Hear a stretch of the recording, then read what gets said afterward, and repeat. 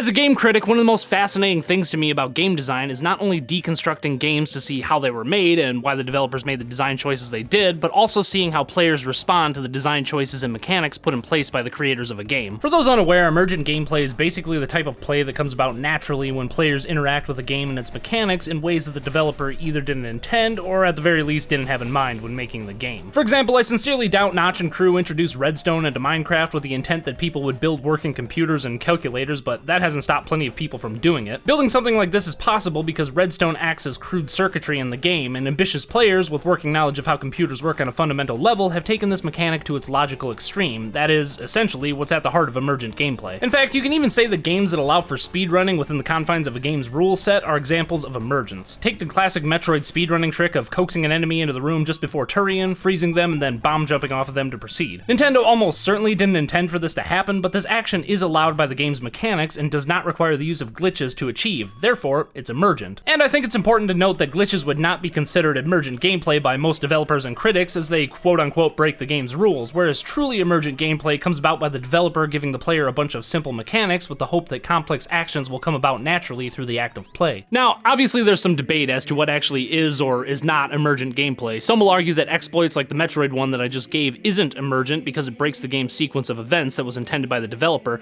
citing that emergent gameplay can only come about by the actions foreseen by the creator, therefore anything outside of that scope of play cannot be emergent because it's cheating. And there might be something to this. After all, if Nintendo had known that this exploit were possible, they certainly would have changed the layout of the room to prevent it from happening, which they did in Zero Mission. However, others will say that it's impossible to design for emergent gameplay because the very act of doing so means that the developer intended for it to happen. Therefore, the gameplay isn't emergent, it's simply designed to account for a wide range of possible outcomes. Oftentimes, games will tout their emergent design as if this is the highest stratum of achievement video games can accomplish, like the sole purpose of crafting a game is to make it as randomized and unpredictable as life itself, and by doing so, you create a space where engaging gameplay will occur naturally. And I think this stems from a misunderstanding of what makes a game good. You often hear game developers and publishing suits talk about their games as though they have finally tapped into a well of true freedom and unstructured play that has been the noblest pursuit of games since their inception, yet upon release, these games often find themselves the target of backlash and the harbingers of broken promises. A perfect example of this would be last year's No Man's Sky, a game that sought to create a world of boundless opportunity and give the player unlimited freedom to explore or craft or do anything their little heart desired. However, on launch day, I found myself staring at the screen, freshly plopped into this world that I had been looking forward to interacting with for months on end, when suddenly it dawned on me, what exactly is the point of having a world like this? There was plenty of stuff to do, but ultimately none of it mattered. Simple mechanics like exploration, farming, and crafting felt as though they were separate entities that resembled one another but never really coalesced. The very fact that I could go anywhere, do anything, travel seamlessly from land to sky to space had its novelty, but no substance. The world I was interacting with was ripe with possibilities for engaging gameplay to emerge, except it never did. So clearly creating a world of possibilities is not enough to make engaging gameplay emerge, so then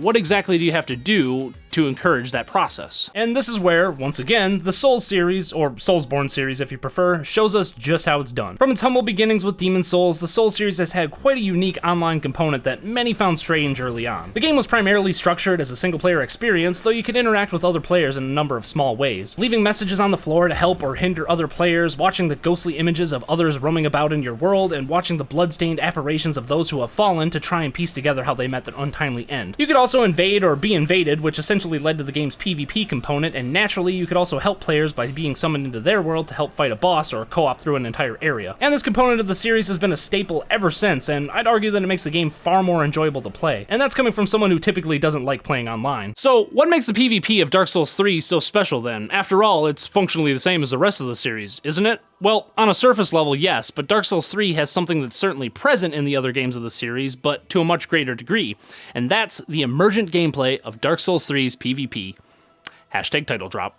For anyone who plays Dark Souls 3's PvP, you know exactly what I'm talking about, the unofficial rules of battling other players. PvP takes place primarily on this balcony here, with players either summoning phantoms into their world for a duel, or placing a summoning sign down so they can be summoned into someone else's. And part of dueling is learning the unofficial rules that have emerged over time. When an opponent is summoned into my world, my first instinct is to gesture at them, usually with a wave. This has sort of become a customary greeting in the Souls series, since voice chat hasn't really been a thing until Dark Souls 3, and to this day, most players don't use it. Because of the gesture gesture system, various actions players can perform, and little touches like shouting or throwing down a hello carving, Dark Souls players have practically developed a rudimentary language all their own. From Software has given players a wealth of different emotes and a handful of vocal tools in which to communicate with other players without directly speaking to them, and from these base tools and the communication limitation, the Dark Souls community has found various ways to speak to one another, and more importantly, these methods of articulation have retained their meaning over time. Meaning that while interacting with other players, you can piece together things like their demeanor, their skill level, whether or not they're just playing for fun, or even if they're an asshole. This whole language has emerged naturally over time and through the very act of playing the game. FromSoft may have set players on the right track, but it was the players themselves that developed this language. And I think that's pretty remarkable, not only from a game design perspective, but from a linguistic one as well, and I'm surprised to see, after a quick Google search, that there's been very little research done on how language develops using video games and players as a subject. Seems like a missed opportunity to me.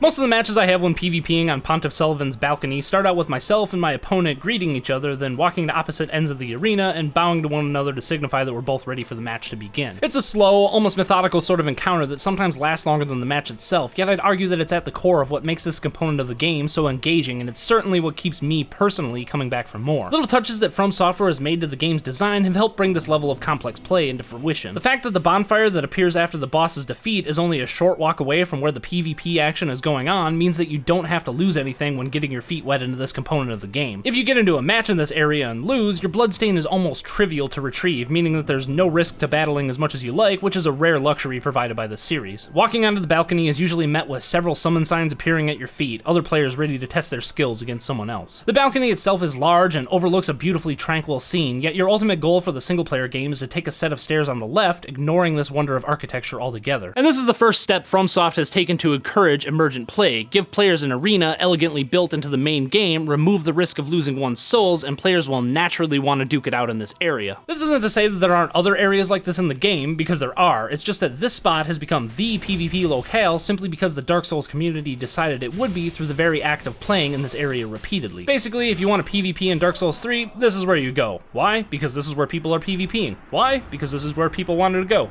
It sounds like circular reasoning, but it's important to remember that all of this came about due simply to the game's design, not from the developer ham-fistedly telling players to flock to this area for duels or the community taking a vote on the matter or something silly like that. There are plenty of other areas in the game where there's a bonfire right next to an area big enough for some PvP action, but most of them have enemies running about, meaning that if you want an uninterrupted duel with another player, you'll need to clear out the enemies first. The balcony, however, doesn't have enemies in it, therefore players can battle each other as quickly as possible. It's subtle design choices like these that have the game encouraging player interaction, and we see a similar phenomenon with the bridge in Dark Souls 2 and the Ulasil Township from Dark Souls 1. However, it isn't just the location of play that emerges due to Dark Souls 3's design, but how the game is played as well. The aforementioned shows of respect for your opponent have become so ingrained into the players of these duels that some players, myself included, will outright refuse a duel without this gesture of good faith, choosing instead to commit suicide or use the stretch out gesture to award the opponent with a hollow, honorless victory. At one point I had a guy summon me 3 separate times and not once did he bow or even wave back, and each time, I refuse to fight. Using Estus during a match is also frowned upon and usually warrants the same reaction as those who don't gesture, in fact probably even more so. And going back to gestures, how awesome is it that most players will wait until your gesture's animation is over before attacking? In any other online game, people will tend to do whatever it takes to win, and if that means attacking during an unskippable character animation, so be it, whatever gives you the edge. Yet Dark Souls isn't like this. Players would rather wait and have a fair fight than win by using cheap tactics. Well, for the most part anyway. And that's what's beautiful about the PvP of this game, that informal rules have developed over time and in ways that the developer could not anticipate without the community holding a vote or publishing articles on this is how you must play the game, and even without voice chat in the majority of situations. That a game as popular as this could have an online player versus player component with a great deal of honor and sportsmanship ingrained into its very foundation, and for this honor and sportsmanship to be developed naturally from the modest structure put in place by the developer is an amazing accomplishment in game design. This isn't to say that there aren't people out there ruining the fun like the guy mentioned previously, but these players are grossly outnumbered by those looking for a fair fight. Contrast this with the invasion system, which usually happens during PvE, where all honor goes out the window as the invader's sole job is to kill you and yours is to survive and maintain your souls. Fights that come about like this are all about destroying the other opponent by any means necessary, so go ahead and chug that Estus all you want. You could at least wave though, just saying.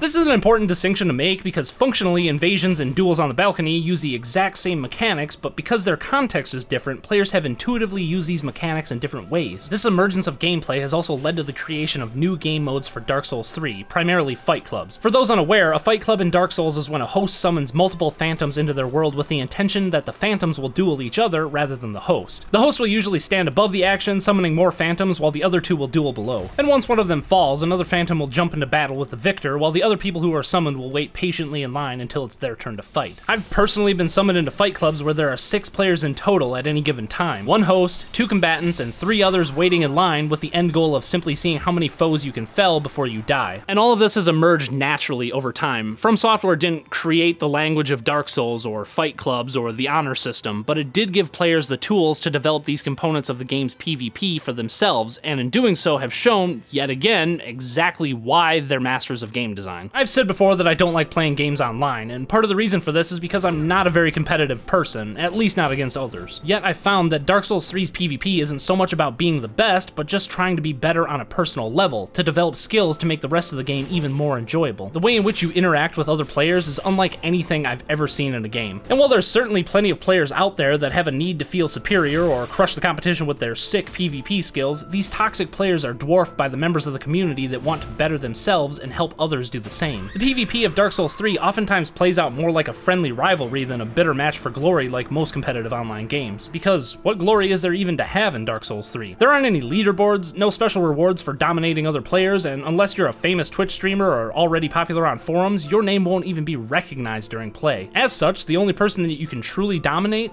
is yourself. Win or lose, there's always something to learn, always some skill to master. It becomes a personal journey, a self-imposed challenge that's less about mastering others and more about mastering oneself, and enjoying the ebb and flow of battle, the beautiful chaos of dancing with a stranger.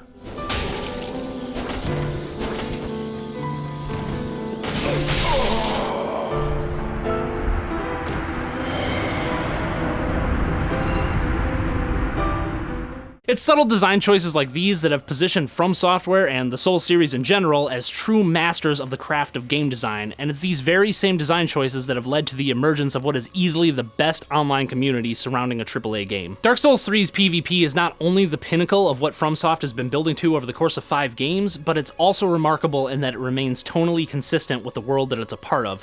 Whereas so many other games have their single and multiplayer exist in separate realities, Dark Souls 3 merges the two in a way that no other game has, and in doing so has created something truly special and preciously rare in the world of video games.